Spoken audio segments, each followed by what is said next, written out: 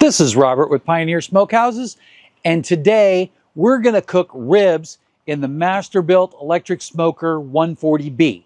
Now this is their standard 40-inch digital smoker, and I have made a few modifications to this, but basically I've added a PID controller to replace their standard controller, and I have added a little bit of a chimney takeoff just to get the smoke to rise off of the unit so it easily exits the area. So the first thing that we're going to do is preheat the smoker. I already turned it on, and because I did do a light cleaning on it, I wanted to run a pan of wood chips through to basically get it re-seasoned. Now the next thing we're going to do is we're going to go ahead and move on to prepping those ribs.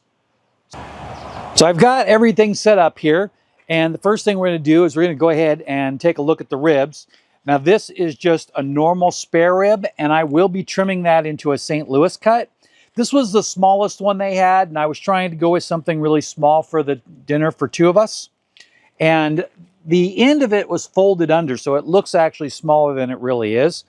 But I'm going to go ahead and open this up and lay it out. I'll be right back. So I've got this rack laid out like this, and the first thing I'm going to do is I'm going to go ahead and cut off the ends. If you want more detailed information, I do have a whole series of rib videos that I just posted, so you can go check those out, starting with the preparation video right here. Now there is a little rib in there, 2 pieces. They're small, but I'm going to cook those, but I'm not going to cook them as part of the rack. Next thing I'll do is I'll go ahead and cut off this.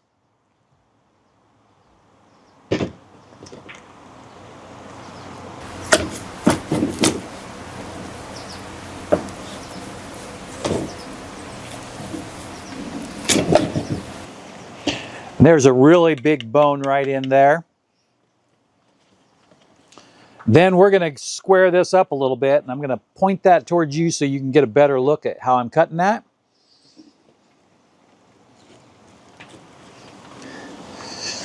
And these are just the rib tips.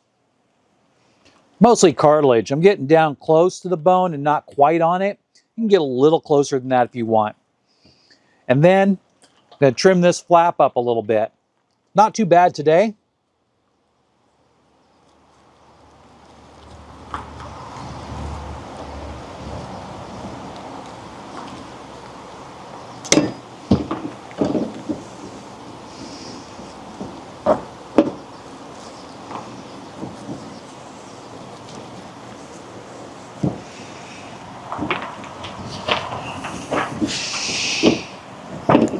I'm looking at that there, and just a little bit more right here.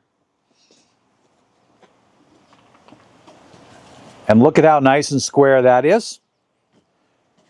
And that's what makes it a St. Louis cut. Now the next thing I'm going to do is I'm going to remove the membrane on the back.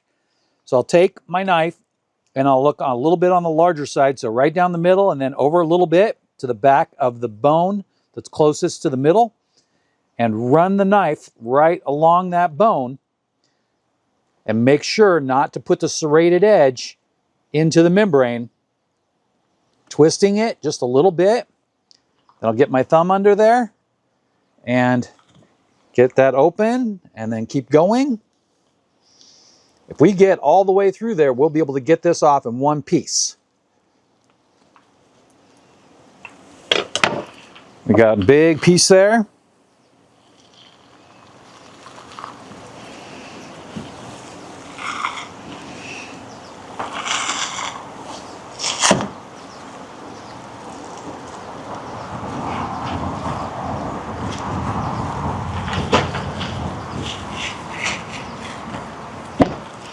There's one.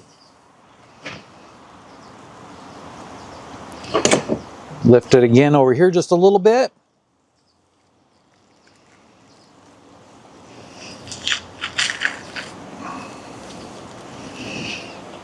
And if you lose any pieces, you can just use a paper towel to grab the piece with, and that'll give you more grip on it, and you'll be able to pull it right off.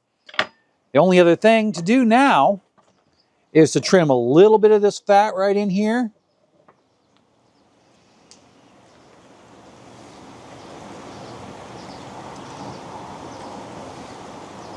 Don't overthink it, it will render out. So I wanted you to be able to get a good look at this rack of ribs, and this is all the stuff that we cut off. Again, nothing goes to waste. If you're not going to do something else with it, put it in the smoker. Don't even hesitate. Now let's go ahead and talk a little bit about the seasoning. I'm still having a hard time coming up with a purchased seasoning that I like, that not dislike by any means, but something that really is my favorite. So this is what I normally mix, and I'll pop a picture up here. And what we've got here is 2 parts garlic, 2 parts pepper, 2 parts dark brown sugar, 1 part kosher salt, and feel free to go a little lighter than that if you believe you need to. I am definitely a lighter person.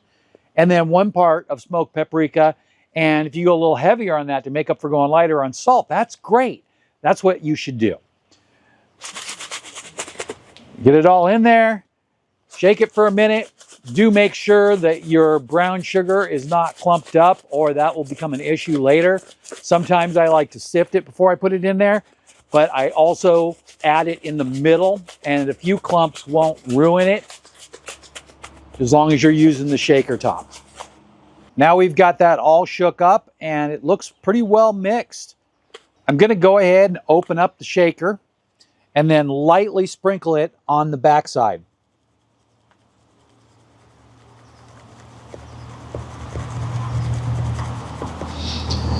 Try to make sure you can see what I'm doing here. Trying to keep most of the seasoning on the rib, not all over the cutting board or the table. So it's pretty much stuck there, and what's left over is just extra, so we'll dump that off. Then I'll just put that on there like that.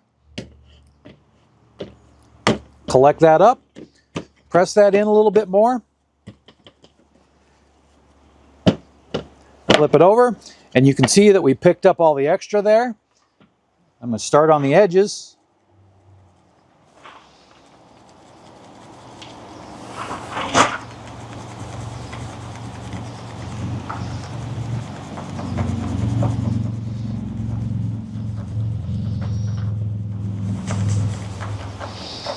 It's easy to cover the middle after you've got the edges all covered lightly.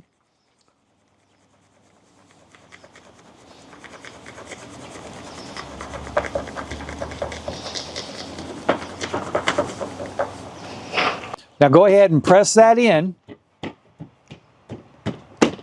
And the next thing that I need to do is I need to wait about 10 minutes for that all to hydrate so we can see if we've got enough. Don't overdo it, but do make sure you get enough. And that's another reason why you want to go light on the salt, because a little bit of extra seasoning is not going to be the end of the world, but too much salt can definitely ruin your food. I'm going to go ahead and move this over just a little bit. And then I'm going to season up all those scraps while we wait for the 10 minutes to be up for this to hydrate. I'll be right back.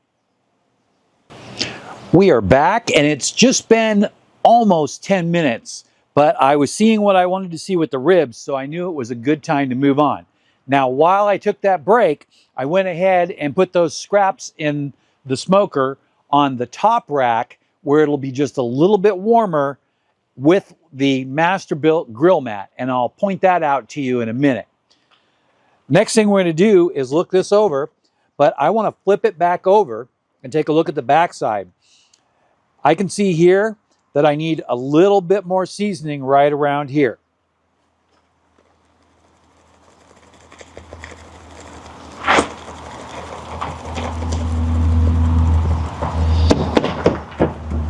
A little right there. And that looks good.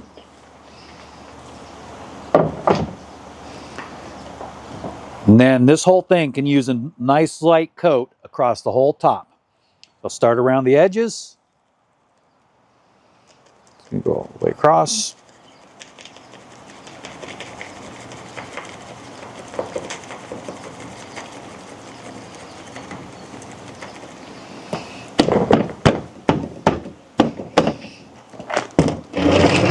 Now, I did not do the ends, but a lot of it splashed on there. So let's go ahead and roll those ends on the cutting board so we can pick up a little bit.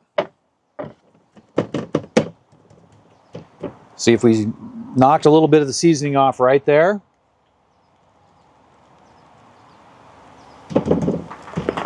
All better. The next thing, I'm going to talk about this really quick, and this is a grill mat. These, I cut them to fit. You can buy them in a large package, and you'll find the affiliate link below if you want to find one. And then you just match it to whatever size your smoker shelf is. I find that they're really useful in things like the offset smokers and the things like the Weber Smoky Mountain, where you get a lot of fat and caramelizing and it sticks. These go in, you can pick them up and move them around. Also, it really helps when you're dealing with foil because the foil will stick to the rack, and then when you go to pick it up, tear the foil. But with one of these, you don't have that problem. You just move this whole thing around and you're good. I'm going to go ahead and open up the smoker. I set the smoker to 225. Now, the standard controller will range anywhere between 220 and 240. It'll bounce up and down. Once it turns off above the 225, it'll keep running up in temperature a ways. And that gives a lot of variation. If you're concerned about that, keep it a little bit lower in temperature and just account for that by adding a little more time. And go ahead and open that up. And you can see those scraps are right here on the top shelf.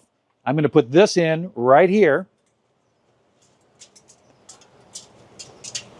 Play it just like that. And I do have a couple of pieces of tin foil in there to catch the drippings. So most of them will go in there. When we're done, I can just throw those away. I'm going to carefully put this in there and try not to knock any of the seasoning off. Get it as close to the middle as you can, centered in the smoker. So I'm going to move it back just a little bit right there. And that should be really good. I'm going to go ahead and close this. I'm going to get rid of this table and I'll be right back. So now we need to go ahead and load some wood chips. Now, like I mentioned at the beginning of the video, I did run a little bit of wood chips through here to get a little bit of seasoning going on it, just to make sure. And I like to do that pretty much all the time. Normally, I would add maybe 1/4 of a pan, but today I added a full pan so that way I could get it completely re-seasoned and up to temperature well before I was ready to cook. When using the PID, the longer you preheat it, the better the PID performs. This is a standard Masterbuilt load tube. These are just great for loading wood chips. The nice thing about it is you just slide it in and turn it and the wood chips dump into the pan below. But one thing I do find is that if you load it a little bit lighter and do it a couple of times, you'll actually have better results. What we have here is some Smokehouse Products hickory wood chips. Hickory is a nice solid flavor. It's a little strong, but the nice thing about it is you don't have to hit it during the entire cook to get a nice smoke flavor. Now I'm going to go ahead and put a little handfuls into the smoker. So first, half a tube and dump. I can pull it out and do it again.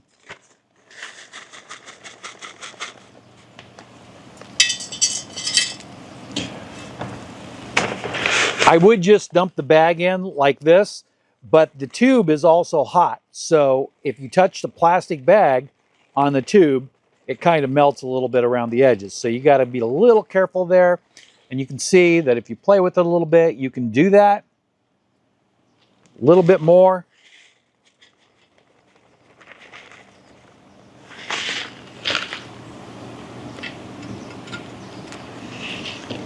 Right there, we have about 2/3 full. So I'll go ahead and put that in there.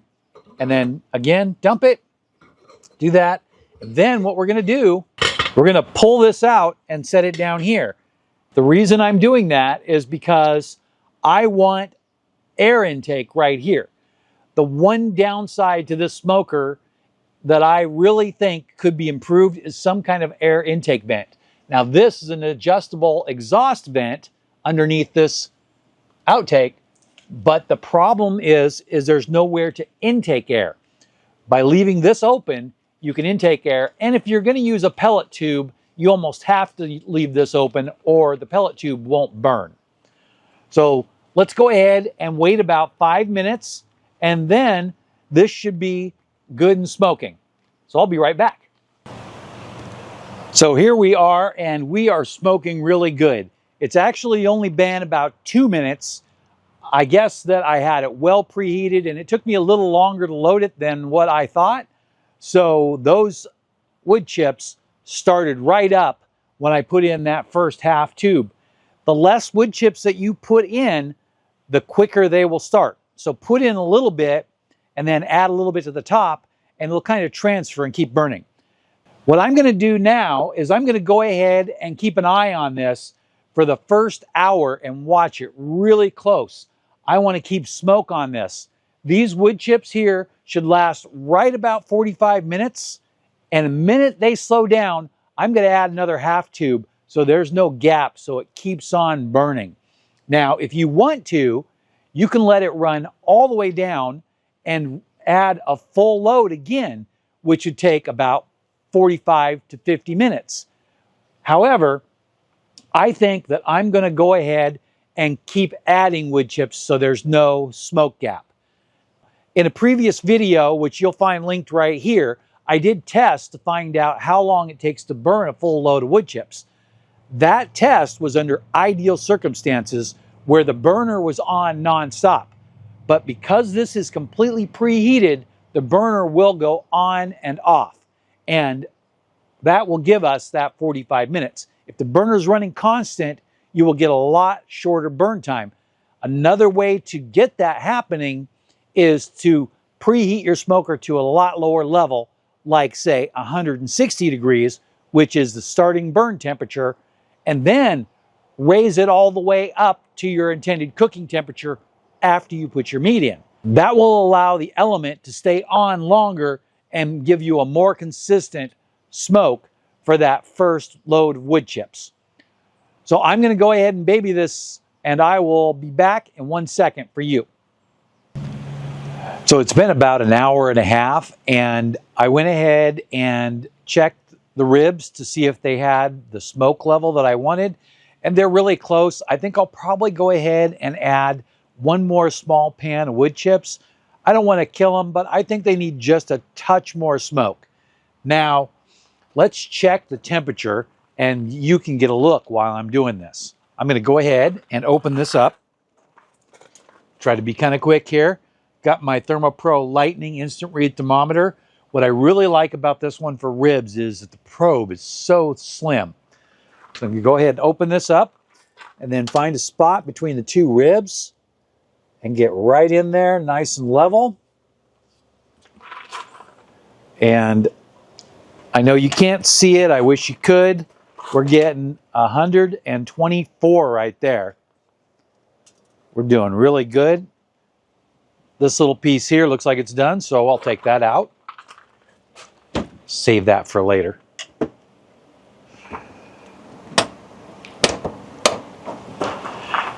Now, if you got a good look at that, you'll see that it had taken on a lot of nice color. And by sampling this piece, I will know for sure whether or not it is smoky enough. And I can guarantee you from years of experience that it needs a little bit more smoke. So I'm going to go ahead and hit that. And then considering the temperature, I probably will be going almost another hour. And then I'll check for tenderness. If it's a little too tough, we'll be wrapping it. If it's not, we'll just let it roll through like it is. So I'll see you then.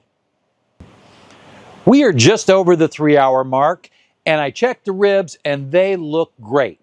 We're at about 158 degrees internal temperature, which is kind of average. I really went really easy on the temperature. I didn't want to push it above 225 at all, so we've been kind of mellow there.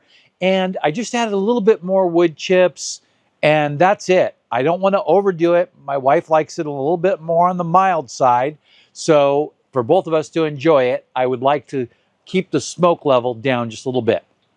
Now in this bottle, I have some spritz, and this is a simple spritz recipe. You can do what you like, but this right here, we have 1 part water, 1 part apple juice, and 1 part apple cider vinegar. If I were going to add anything to it, I might put a little bit of the dry rub or even a little bit of barbecue sauce in there if I'm planning on saucing it. But not a lot, maybe a half of a part on the barbecue sauce. And just for example here, I've got 2 tablespoons of each in here, and then I would add 1 tablespoon of barbecue sauce just to add that flavor to the mixture. Another thing is, whatever I don't use as a spritz, this can also go in the foil if you're planning on using a wrap for the ribs. I like to go a little light on the vinegar when I do that, but also straight apple juice works pretty good in there too. Or beer if you're a beer drinker, but personally I'm not. So let's go ahead and open that up. Take a look at these. Get a look at that close up. Now, I'm going to prime this and just come along nice and easy.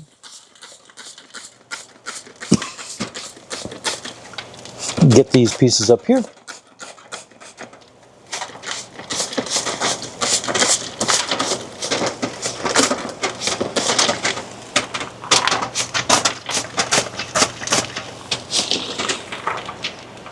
So the goal of this spritz is just to keep that crust moist. So that way we get a nice crust that's not hard. Now we're going to go ahead and let this run probably for another 30 minutes, and then we'll make an evaluation on whether or not we're wrapping. Well, I'm back, and here comes a pivotal point in your cook. Now, I like my ribs a little bit firmer, but if you like them a little more tender, you're probably going to want to wrap them. This section is referred to as the 2 and a 3-2-1 rib, and we're about on that timeline. However, I am not going to leave it wrapped for 2 hours. I'm just going to leave it wrapped long enough to continue cooking and trap a little bit of that moisture. Let's go ahead and open it up and take a look. I'm going to just grab onto this grill mat and pull it on out of here. And you can see how wonderful those look. They're completely edible right now. They are still probably just a touch on the tougher side. And I have been sampling some of the pieces, so I do know where we're at there. Going to go ahead and transfer these off of the grill mat right onto a piece of foil. And here's another neat little tip that I want to share with you. When I'm using my foil on a sunny day, I like to keep my pan and my foil out in the sunshine and just, pull it off a little early and let it sit out there, and then it gets hot. I've got that on there. And also, I use my thermometer as a weight to keep the foil from blowing away, because on the creek, we're constantly getting blown on here. Got these laid out nice in the center. Going to lift this up and wrap it over carefully, not pushing it in too much. Then push down on the rib. Don't push it into the bones.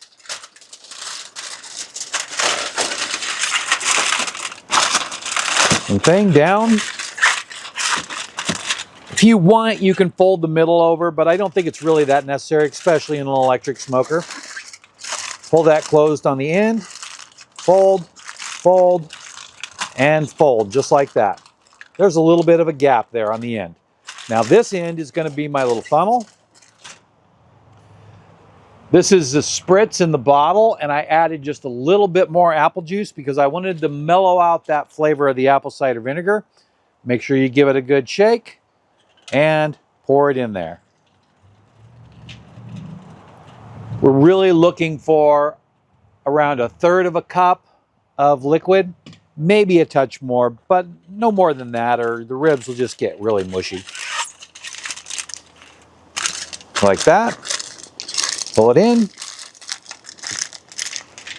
and Perfect. Now, if it oversteams, a little bit of it will come through that gap, so no big deal. If you want to keep it completely sealed, just fold it in the middle first before you perform the ends. Now let's go ahead and pop it back in there.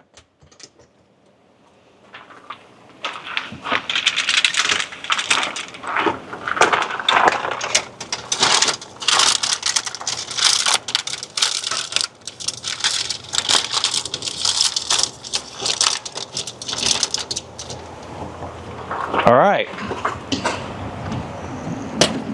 Now, if you wanted to, you could remove the foil from the bottom. It will be cooking a little bit more, but it won't be a lot of dripping because most of the oil has rendered out at this point.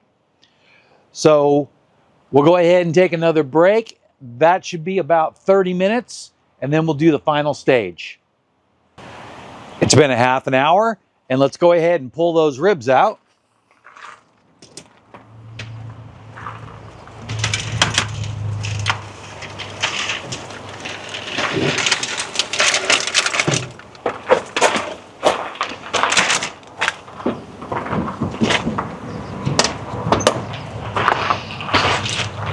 Get the grill mat out of here.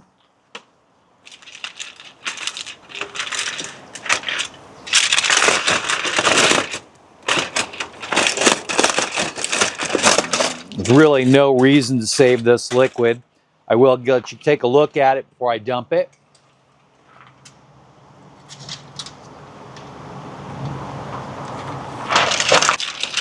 All right, and this is what we've got. Now we've softened all this up again, but it's firmly on there, which is a good thing. Now I'm going to go ahead and put this back in there and throw the ribs right back on there.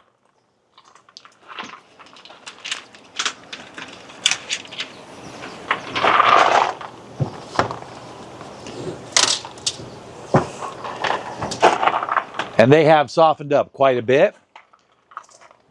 Go ahead and seal them in. If you were planning on saucing them in here, this would be a good time to do that. Or taking them to a hot grill, like a charcoal grill or a gas grill. Mostly a gas grill for convenience. When you're using an electric smoker, the gas grill is really easy to just transfer stuff over to without any hassles.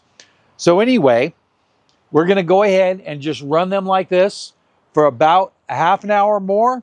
Then we'll wrap and rest them so we can get them finished up and sample them. So we'll be right back. It's been another 30 minutes and we're back. So let's go ahead and grab those ribs.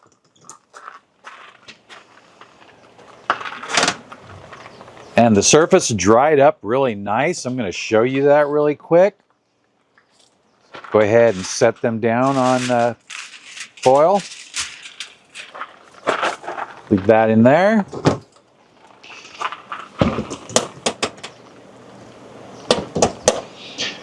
Now this time, I'm going to move the ribs past the halfway point, and I'm just going to fold this over like this, because we're not trying to hold any liquid in.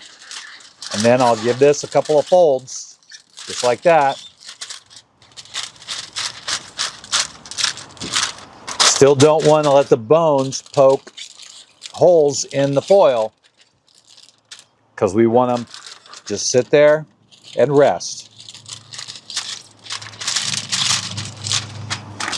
Now I'm going to go ahead and I'm going to turn it over so it's right side up, and then I'm going to put it in the cooler right here.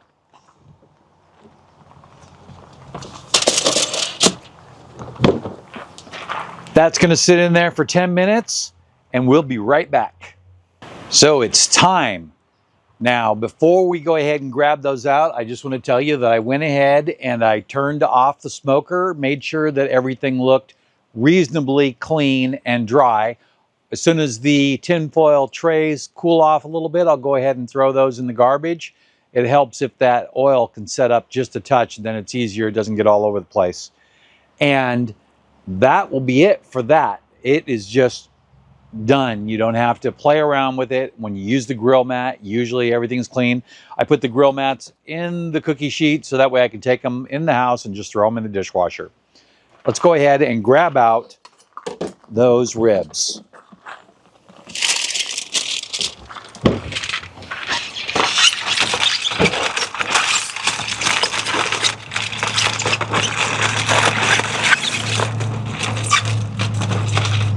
Should be pretty well rendered down, so there really shouldn't be much liquid that comes out when I open this up.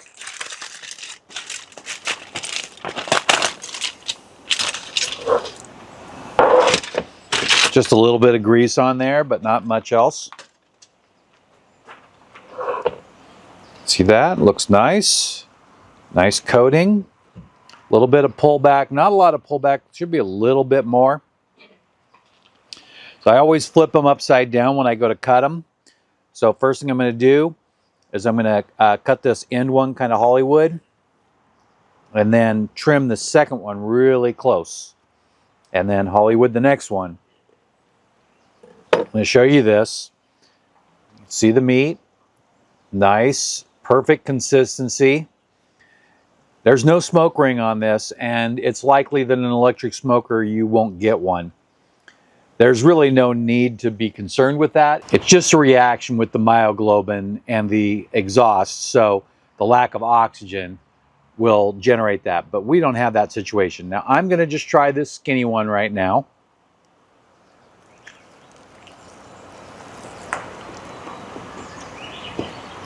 Once you see that, pulls off pretty easy.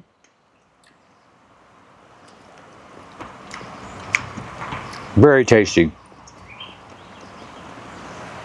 Something I like to do with the ribs is I like to eat them upside down. And that way I get a good taste on my tongue.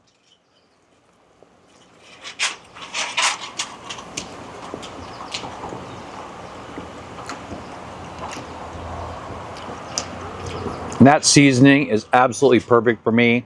It's got a perfect salt level. And I'm a little sensitive to salt. So that's why I kind of always go just a little bit under 1 part on my mix. But man, that is just excellent.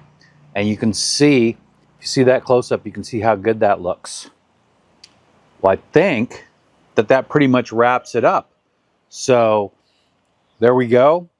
I'll show you this piece really quick before we go. Now I'm going to go get myself some dinner. I hope you enjoyed the cook. If you saw anything you like, you'll find affiliate links in the description below. And don't forget to check out the review video of the Masterbuilt Electric Smoker 140b. That is a great electric smoker. I would recommend it. I've recommended it to friends and family, and I have sold previous models to friends. So if you're looking for an electric smoker, this is the way to go. Again, thanks for watching, and have a great day.